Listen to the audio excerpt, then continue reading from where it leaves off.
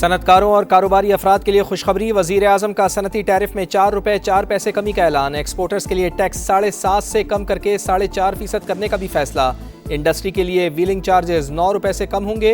नुमाया कारकर्दगी दिखाने वाले एक्सपोर्टर्स और कारोबारी शख्सियात को एजाज़ से नवाजा। 2 साल के लिए ब्लू पासपोर्ट देने का ऐलान। कहा, फील्ड मार्शल सैयद आसिम मुनीर की सपोर्ट ना होती तो कई मसाइल हल नहीं कर पाते। ऐसा इत्तेहाद रहा तो भारत को दौरे पड़ेंगे।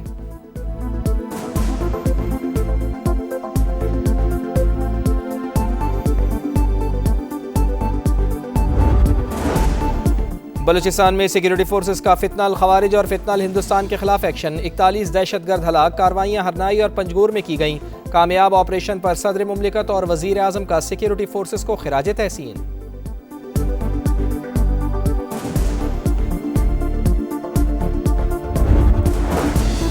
और सानेहा भाटी गेट जहाँ बहक माँ बेटी की आबाई इलाके शोरकोट में तदफीन। नमाज जनाजा में अहले खाना और शहरियों की बड़ी तादाद की शिरकत। पुलिस ने दौरान हिरासत शदीद तशद्दुद का निशाना बनाया। दबाव डाला कि तस्लीम करूं कि बीवी को अगवा या कत्ल किया है। जहाँ बहक खातून के शौहर की मीडिया से गुफ्तगू। मुतासरा खानदान से सादा कागज पर अंगूठा लगवाने का इंकशाफ। मुल्क में अमन दुश्मनों के खात्मे का मिशन। बलूचिस्तान में सिक्योरिटी फोर्सेस का फितनाल खवारिज और फितनाल हिंदुस्तान के खिलाफ एक्शन। 41 दहशतगर्द हलाक। कार्रवाइयाँ हरनाई और पंजगूर में की गईं। सिक्योरिटी फोर्सेस ने दहशतगर्दों के ठिकाने को मौसर अंदाज में निशाना बनाया। कब्जे से असलहा, गोला बारूद और धमाका खेज मवाद का बड़ा जखीरा बरामद। कामयाब ऑपरेशन पर सदर मुमलिकत और वजीर आज़म का सिक्योरिटी फोर्सेस को खिराज तहसीन। कार्रवाइयाँ रियासत के गैर मुतज़लज़ल आज़म की अक्कास करार। मुल्क से हर किस्म की दहशतगर्दी के मुकम्मल खात्मे का आज़म।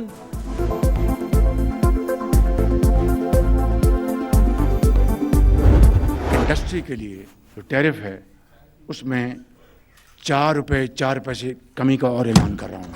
व्हीलिंग चार्जेस इंडस्ट्री के लिए वो 9 रुपये से कम होगी। इस वक्त जो एक्सपोर्ट रीफाइनेंस स्कीम जो है वो 7% पे है, 7.5% पे। फॉर एक्सपोर्टर्स इसमें 7.5% से मज़ीद कमी करके 4.5% में हम लेके आ रहे हैं।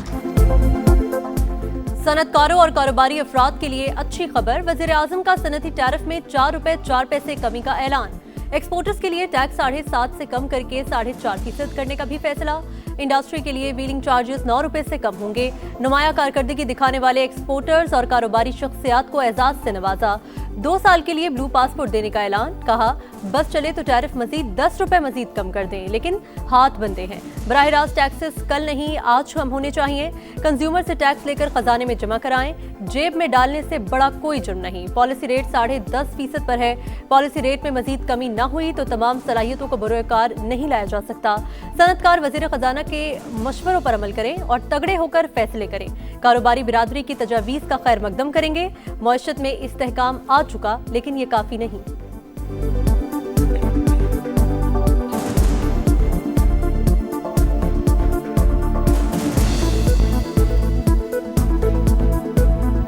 हम एक स्टेबल इकोनॉमी बन चुके हैं। अब आगे बढ़ना है, ग्रोथ की तरफ जाना है। गवर्नर स्टेट बैंक बैठे हैं यहाँ पर, तकड़े होकर फैसले करें। थोड़ा सा जिगरा जरा बड़ा कर दें। IMF के साथ मीटिंग हुई अपना डेवोस में, उन्होंने एग्री किया, एक प्लान बन गया, उसके ऊपर आगे काम हो रहा है। सबको जिनको ये अवार्ड्स मिले हैं उनको हम ब्लू पासपोर्ट देंगे। हिंदुस्तान को इस तरह की शिकस्त फाश दी कि उनके आने वाली नस्लें भी याद रखेंगी।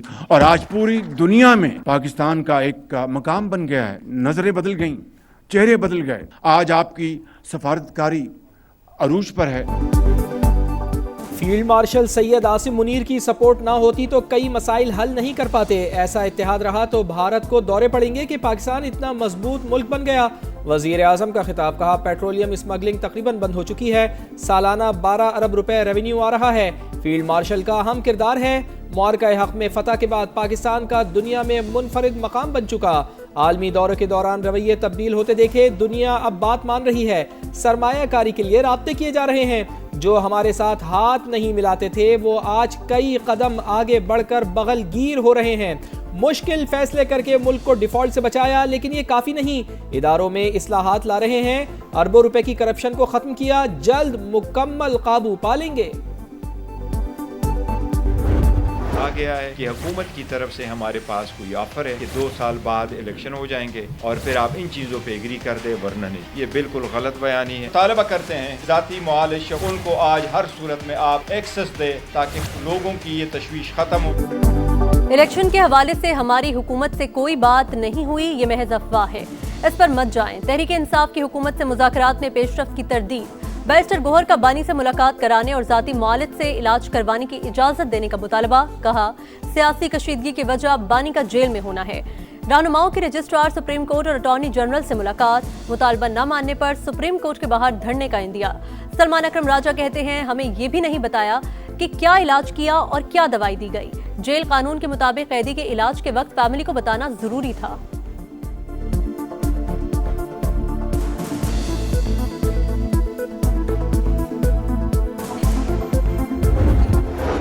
सानेहा भाटी गेट जहाँ बहक माँ बेटी की आबाई इलाके शोरकोट में तदफीन। नमाज जनाजा में अहले खाना और शहरियों की बड़ी तादाद ने शिरकत की।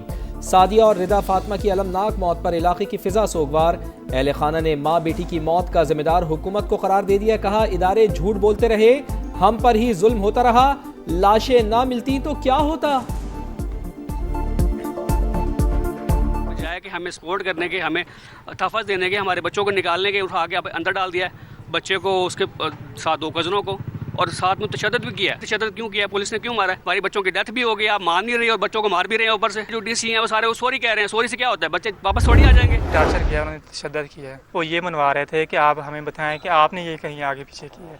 उस होल में अगर गिरी है तो वो आगे नहीं जा सकती। एसपी साहब बिलाल साहब थे, उनकी मौजूदगी में ये सब कुछ हो रहा है। वो कह रहे थे कि आपने मर्डर किया है या आपने कहीं की है, वो आप हमें बताएं। पुलिस ने दौरान हिरासत शदीद तशद्दुद का निशाना बनाया। कहा, मैनहोल बहुत छोटा है, उधर बीवी नहीं गिर सकती। दबाव डाला कि तस्लीम करूं कि बीवी को अगवा या कत्ल किया है। जब हक खातून के शोहर की गुफ्तगू। पंजाब हुकूमत के इक़दामात से मुतमईन। कहा, दाता दरबार से वापसी पर बीवी रिक्शे में बैठते हुए मैनहोल में गिरी। बीवी की लाश शनाख्त करने के बाद भी पुलिस मानने को तैयार नहीं थी।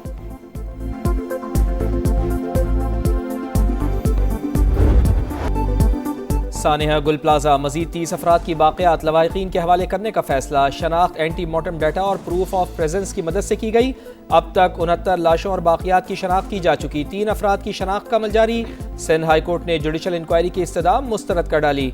गवर्नर की तहकीकात के लिए हाजिर सर्विस जज की तैनाती की सिफारिश रद्द कर दी। रजिस्ट्रार ने जवाब गवर्नर को भिजवा दिया। लिखा, कानून के मुताबिक हुकूमत खुद सानेही की इंक्वायरी करवा सकती है, चीफ जस्टिस की सिफारिश की जरूरत नहीं।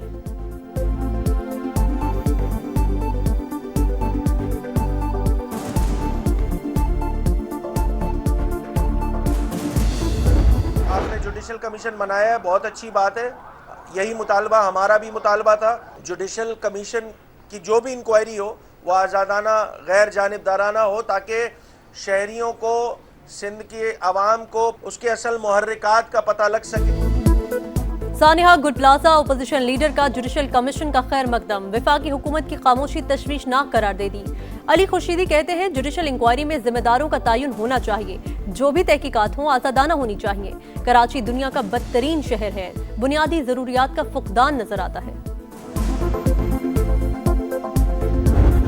MQM जो है, आप कुछ भी कर लेंगे ना, वो खुश नहीं होंगे। आप वफाकी हुकूमत को ऑफर करेंगे, कल कोई आके कहेंगे नहीं यार WHO से कराओ, अक़वाम मुत्तहिदा से करा लो, स्कॉटलैंड यार्ड से करा लो। ये किसी के नहीं है। ये लोग अपने सियासी तासुब की वजह से शहर को नीचा दिखा रहे हैं। फायर ब्रिगेड वक्त पर पहुंची। जो तोहमत लगाते हैं वो लगाते रहेंगे। आज शहर को विफाक के हवाले करने का कहते हैं, कल कहेंगे WHO के सुपुर्द कर दो। मुर्तज़ा वहाब का तंज। कहा, सानेहे को सानेहा कहना चाहिए, सियासी रंग नहीं देना चाहिए। MQM कभी खुश नहीं होगी। जो अपने कायद के ना हुए किसी और के क्या होंगे।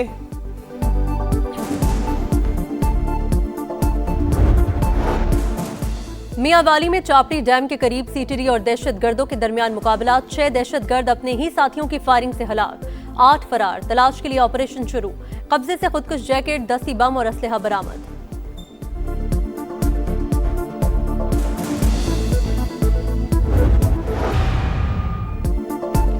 Lahore high court Punjab university से दरख्तों की कटाई पर बरहम। वाइस चांसलर और रजिस्ट्रार को तौहीन अदालत का नोटिस जारी कर दिया। नोटिस न लेने पर DG PHA की भी तलबी। तफ्तीश SP मुस्लिम टाउन के सुपुर्द। मामला एंटी करप्शन को भेजने की हिदायत। अदालत ने टकसाली गेट और शेरावाला गेट पर जारी अंडरग्राउंड पार्किंग प्रोजेक्ट रोक दिया। एडवोकेट जनरल पंजाब ज़ाती हैसियत में तलब।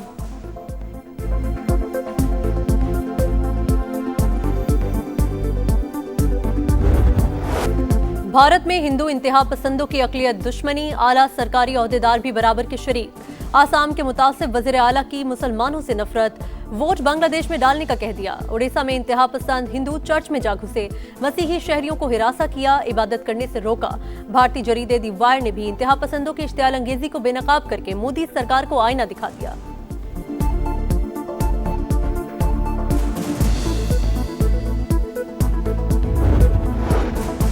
अफगानिस्तान फिर दहशतगर्दी का मरकज बन गया। तालिबान रजीम की सरपरस्ती में 20 से ज़ायद दहशतगर्द नेटवर्क सरगर्म। आलमी जरीदे यूरेशिया रिव्यू ने भी पाकिस्तान के मौक़िफ़ की तायीद कर दी। लिखा, तालिबान रजीम अब महज अफगानिस्तान का दाखिली मसला नहीं रहा, आलमी सिक्योरिटी के लिए ख़तरा बन चुका।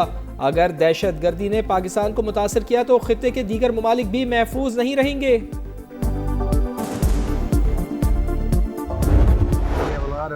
Very big, very powerful ships sailing to Iran right now.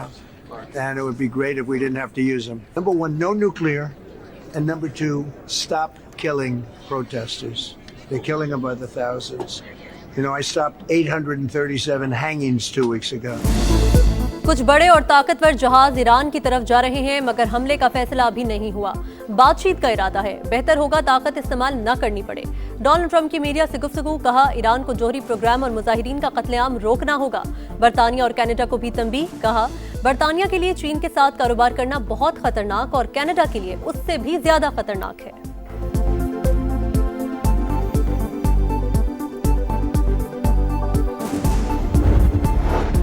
सदर ज़ेलेंस्की की रूसी हम मनसब को दौरा यूक्रेन की दावत। कहा, प्यूटिन से मुलाकात के लिए तैयार हूं, लेकिन मॉस्को या बेलारूस में मुलाकात मुमकिन नहीं। रूसी सदर हिम्मत करें तो उन्हें यूक्रेन आने की दावत देता हूं। रूस हमले रोक दे तो यूक्रेन भी तवानाई की तंसीबात को निशाना नहीं बनाएगा।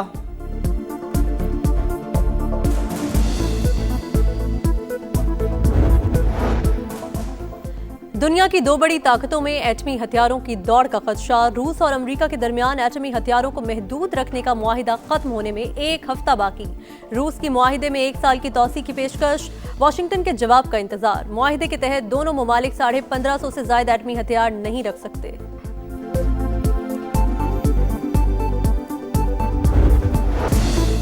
बसंत, खुशी, रिवायत और जोश की अलामत। लाहौर में तैयारियां जोरों पर। अंदरून शहर जबरदस्त गहमा गहमी, लोगों ने छतें सजाना शुरू कर दी। कहते हैं बसंत पर छतें दोस्तों से मुलाकात की जगह बनती थीं, खाबे चलते थे और मौसीकी फिजा में घुल जाती थी। ये सिर्फ त्यौहार ही नहीं, रिवायत थी। बसंत बहुत अच्छी एक्टिविटी है, इसे प्रमोट करना चाहिए। इतने सालों के बाद बसंत हमारे पास आ रही है, बहुत खुश हैं। बारबेक्यू करेंगे, दोस्तों के साथ फुल एंजॉय करेंगे, हल्ला गुल्ला करेंगे। वो बोला जे तो बहुत ही अच्छा।